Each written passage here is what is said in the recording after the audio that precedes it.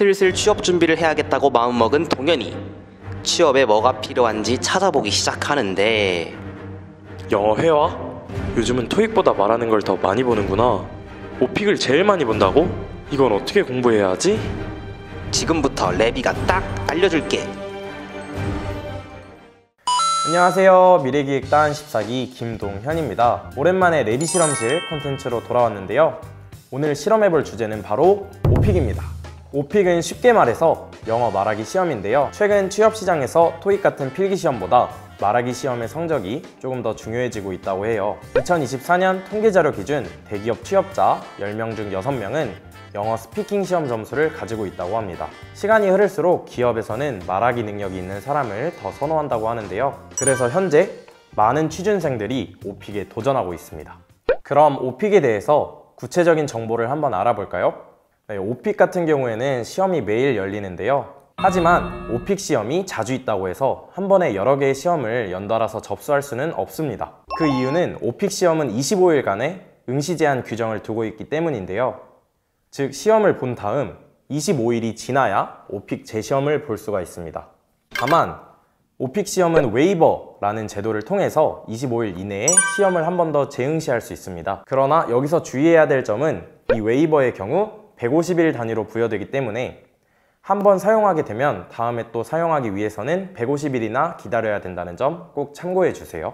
오픽 시험의 소요 시간은 60분인데요. 앞에 20분간은 오리엔테이션과 난이도 설정, 그리고 서베이를 진행하고 다음 40분간은 시험에 응시하게 됩니다. 총 15문제가 나오며 앞서 진행했던 서베이와 관련된 질문이 등장하게 되는데요. 시험 문항은 난이도에 따라 다르지만 취업 시장에서 유리한 높은 등급을 받기 위해서는 난이도를 보통 5, 6단계로 설정하는 것이 좋다고 합니다. 구체적인 시험 문제의 유형에 대해서도 알아보겠습니다. 자기소개 문제인 1번 문제 이후에는 2, 3, 4번, 5, 6, 7번, 8, 9, 10번, 11, 12, 13번, 그리고 14, 15번이 한 주제로 묶여서 등장하게 됩니다.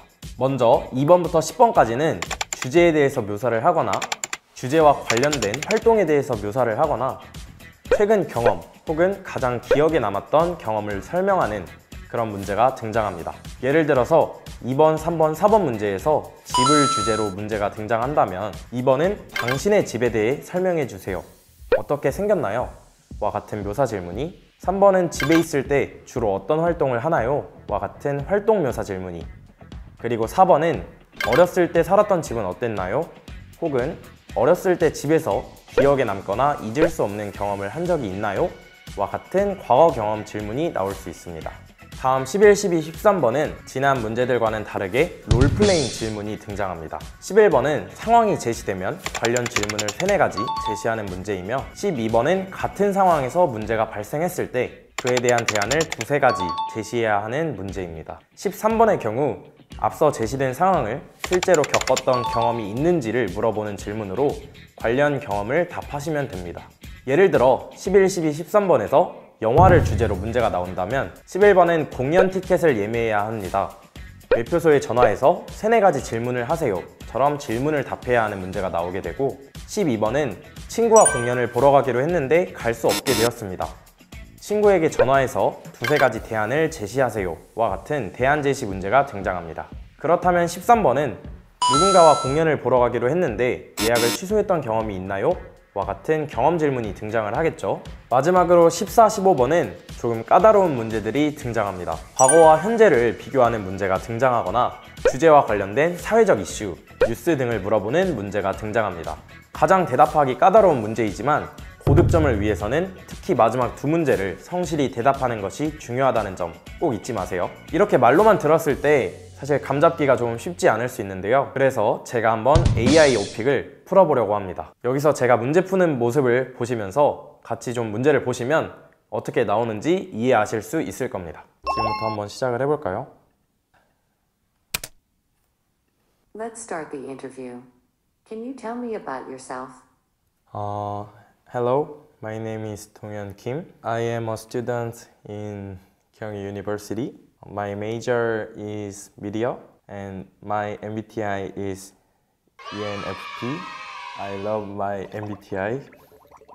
Who is your favorite movie director or actor? Describe a particular story about something related to this director or actor that left a lasting impression on you. Begin with some details about the movie director or actor, and then describe all the aspects. My favorite movie director is Bong Joon-ho. He made movie The Name of Parasite. There are two parents.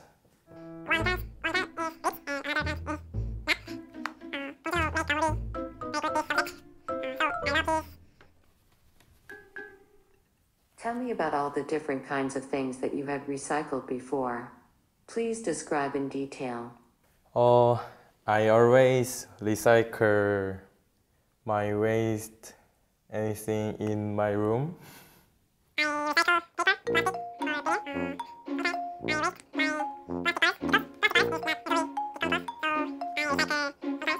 I recycle paper, like newspaper.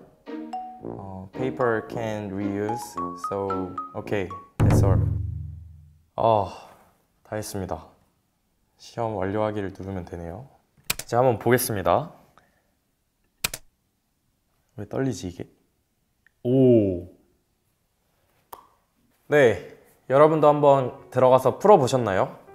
제 점수는 이렇게 나왔습니다. 제가 한번 제 점수랑 모의고사 결과를 리뷰를 해보도록 하겠습니다. 일단 제가 이 IM3를 목표로 설정을 해놨는데 거기까지는 도달하지 못했고 IM3 대비해서 분당 21.91 단어 수가 부족하다고 합니다. 조금 더 제가 말하기 속도나 말하는 단어의 양을 늘려야 될 것 같은데요. 그리고 요 밑에서는 제가 말했던 것들에 대해서 뭐 주제 적합도나 문법도 봐주고 있는데요. 제가 1번 답변에서 주제와 관련 없는 얘기를 했다고 냉철하게 비판을 해주시네요. 그리고 오픽의 주요 문법인 시제와 수일치에서도 조금 더 제가 개선이 필요하다고 피드백을 해주셨습니다. 이렇게 해서 뭐 제 답변에 대해서 AI 분석도 해주시고 가장 못한 유형이나 주제 이런 것들도 분석을 해주셨습니다. 여러분도 풀어보셨겠지만 제가 직접 풀어봤을 때 좀 수일치나 시제를 말하는 데 있어서 어려움이 많았네요. 이게 말하는 시험이다 보니까 시제에 맞게 말하는 게 되게 어려웠는데 뭐 과거 경험을 말할 때는 과거 시제로 말한다던가 이런 것들에 유의해서 시험을 쳐보면 좋을 것 같습니다. 네, 마지막으로 시험을 준비하는 방법에 대해서 설명을 드리려고 합니다. 뭐 문제집을 따로 구매하시는 방법도 있겠지만 비용이 생각보다 만만치 않은데요. 앞서 같이 풀어보았던 AI 오픽 말고도 유튜브에 무료 오픽 강의, 또 모의고사, 서베이 내용에 맞는 예상 문제도 많이 나와 있으니까 이런 것들을 활용하시면서 공부하시면 더 좋은 성적을 얻으실 수 있을 겁니다. 오늘 이렇게 오픽 시험에 대해서 한번 자세히 알아보았는데요. 오픽 시험 준비를 생각하시던 분들께 도움이 되었기를 바랍니다. 그럼 다음 시간에 봐요. 안녕.